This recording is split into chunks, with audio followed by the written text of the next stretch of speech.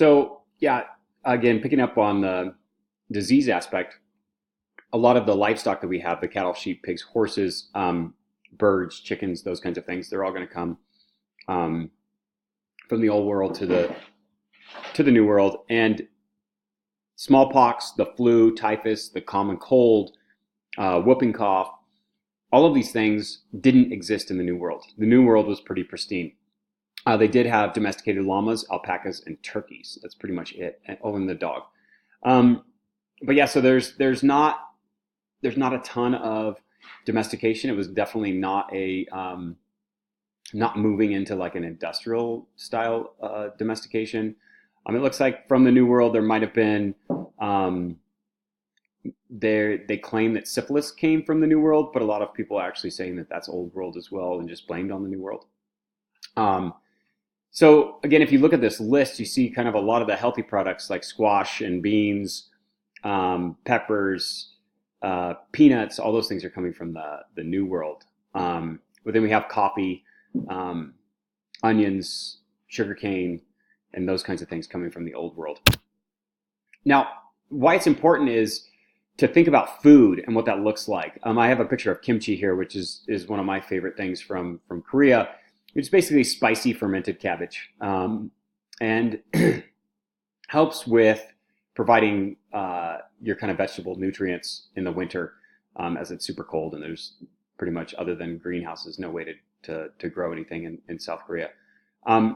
But kimchi has peppers in it to create the spice. And those came from the New World. So prior to, Columbus coming over to the New World and introducing different things, one of the things Columbus took back to Spain was the pineapple from the Caribbean. And again, a New World product, but just shocked people that you could actually eat the pineapple, right? But again, kimchi wouldn't be spicy. You think of Thai food is spicy, no peppers there. You can look at, I talk about Italian food without the tomato. That's New World. British and Irish food without the potato. Argentina without beef. The New World without disease. So food was drastically different before we had the Columbian exchange and Columbus kind of opened up that like food product movement. A lot of times foods took a long time to take hold. The Old World really kind of fell in love with potatoes fairly quickly. Corn was harder to introduce there. But yeah, so some interesting stuff around food kind of transport and diffusion.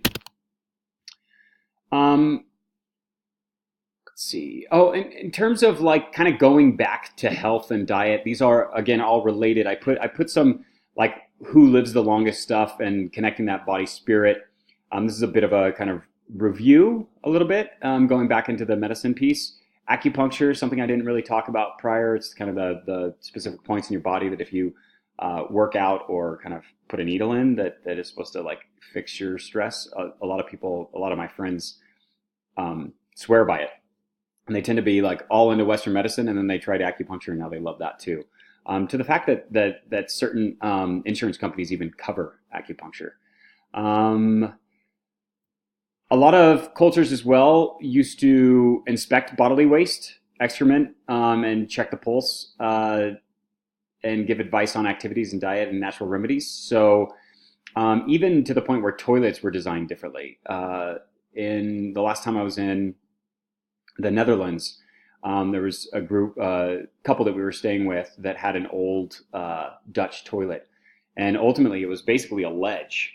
And then so people did their business, and then they would analyze it, at least to make sure that they were all right. And then the flushing system would push the water and push the excrement down into the sewer system. So very different, even in toilet kind of design around using that as a health indicator. So if you look at this list of countries here, you can see that Japan's on the top. Japan has a lot of things going for it. Eats a lot of seaweed, low in grains other than rice, and super high in vegetables, super high in seaweed, super high in seafood, low in dairy, low in red meat, low in other meat products. Mostly kind of seafood is the high kind of priority for Japan. Hong Kong as well is also kind of in this Asian side of things. Then we get Switzerland, which is fascinating. They're going to have more organic produce. Australia, Italy, Iceland, Singapore, Spain, Sweden, and then we get down to the Netherlands 15, Germany 20, the United States at number 40. The United States is dropping actually in average age. Last year or the year before that was the first year that we've kind of dropped in a really long time. It has to do with a lot of our diabetes and obesity rates. The world is at 68.7, so this is accounting for industrializing nations where pollution's super, super bad and people don't have quality diets. So culture and food. Cooking food led to our development of species. So having fire and cooking food helps with digestion, right? Like, so once we cook food, like especially meat products, our bodies are able to digest those faster. Homo erectus had fire, but what's fascinating is Homo erectus, it looks like from evidence that Homo erectus, even though they had fire and could cook meat, they preferred raw red meat as they were into the tartar thing.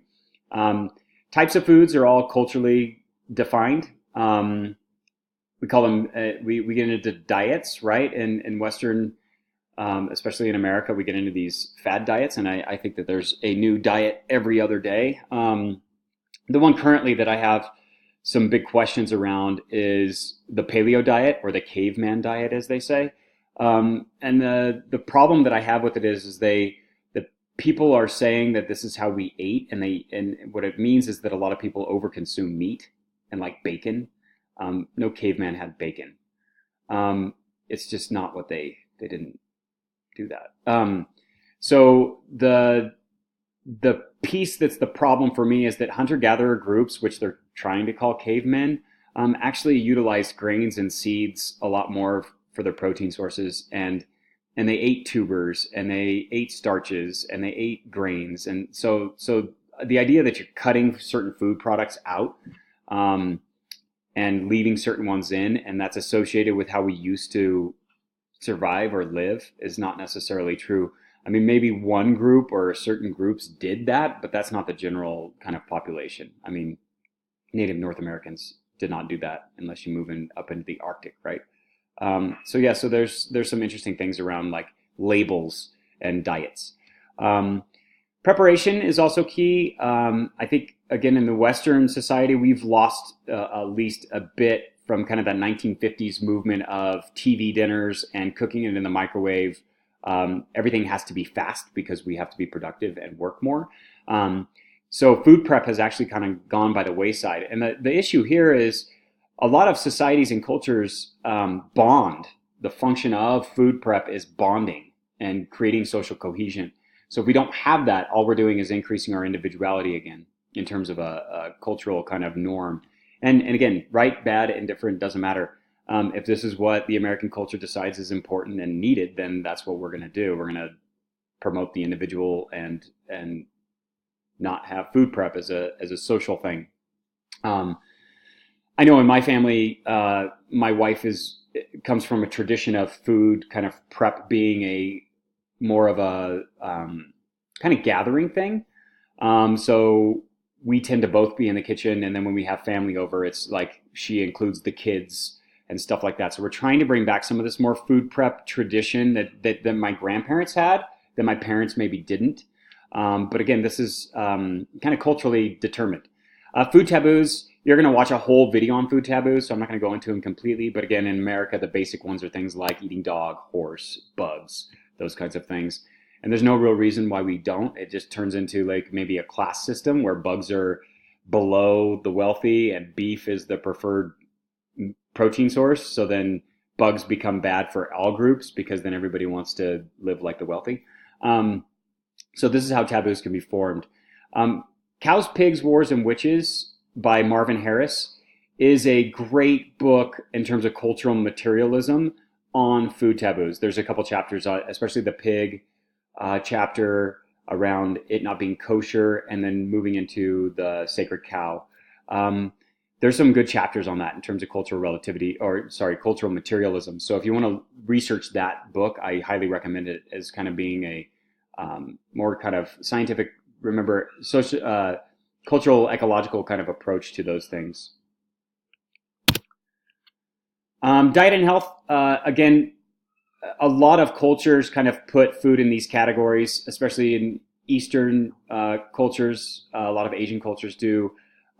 Food is medicine. So food is medicine. We could start to talk about things like garlic, ginger, turmeric, certain herbs, even vegetables, right? Vegetables are kind of considered their own medicine. This is why we always tell people to eat their fruits and vegetables. Fruits also, but obviously overdoing fruits and underdoing vegetables doesn't really make much sense. You're kind of substituting a lot of sugar for more health content in terms of fruit and vegetables. Not to say that humans haven't lived on fruit forever. They have. Food is just kind of the neutral food, and those could be like grains, whole grain bread, stuff like that. That's just food. It's not going to kill you. And things like maybe chicken, fish tends to be given kind of medicine properties, but if you overdo it, it's moving into the food category. Food is poison. Now we're getting into more the fast food, soda pop, candy bars. That's basically going to harm you. These are the kind of the diets that we talk about in Western culture as being kind of the supreme diets. Mediterranean diet, DASH diet, which is similar to the Mediterranean diet, Japanese diet, tend to be kind of the healthiest. Vegetables, whole grains, less animal products. These tend to be kind of the modern way or movement of healthy eating. But remember, all these things are culturally determined. If they're not within our what is right as food and what is proper, we're not gonna use them as food products. Our diet, the California diet, tends to be much more fresh in terms of produce, and this has a lot to do with our weather and our growing seasons. We can get fresh produce all year long. People in the middle of the country can't really do that, especially like in Kansas when it's frozen in the winter and stuff like that. They're going to be relying on California kind of produce, and then by the time it gets there, it's got all of its transportation issues. Local native diet, American diet. Remember here we look at maybe deer meat, smoked deer meat as kind of a red meat product, but you had rabbit, you had quail in terms of animals, fish, and then we move into acorns, pinyon nuts, and then a lot of seeds, a lot of natural grains. There was bunch grass seeds that they would harvest. Certain fruits, the native raspberry or blackberry as we call it, was around. Those kinds of things were part of the native American, at least California diet. Nutrition and exercise, the one thing that we can absolutely control in life. So that I talk about this in terms of control things. We can't control a lot because, especially living in a large society where we're driving around in cars and everybody else has so much going on. I can't control whether or not somebody runs into me or rear ends me. I have no control over that. So in terms of what we can control, what we put in our bodies and what we do with our bodies is pretty much the 100% control mechanism. However, I would say that culture also determines those things. So if we can kind of push back against that or accept that, depending on which avenue you go, then we're really looking at the control maybe being taken away a little bit by advertising and stuff like that. So that becomes a difficult kind of whole nother conversation, right? What types of foods are nutritious? I kind of rambled off a few, but if you stick with the vegetable side of things and whole grains and ginger and garlic, and I keep saying ginger because I'm hooked on ginger, but the planet will sustain us if we sustain the planet. So this has a lot to do with reduction in things, and what we are seeing is people are becoming more and more aware of animal products having a negative impact on the planet. There's like a whole dead zone right now in the Gulf of Mexico due to farm runoff, and we know that is not a positive thing. So we're starting to move into a more awareness approach. Environmental determinism and ecological anthropology. Some of you actually mentioned that you wanted to do linear evolution. I would kind of stay away from the evolution perspective. You can do it if you want. I have no problem with it. I would more stick to the idea of environmental determinism being kind of your theoretical perspective. It's a much more relatable kind of non ethnocentric perspective to go down, and I'll get into discussing kind of more of what environmental determinism looks like in the next segment.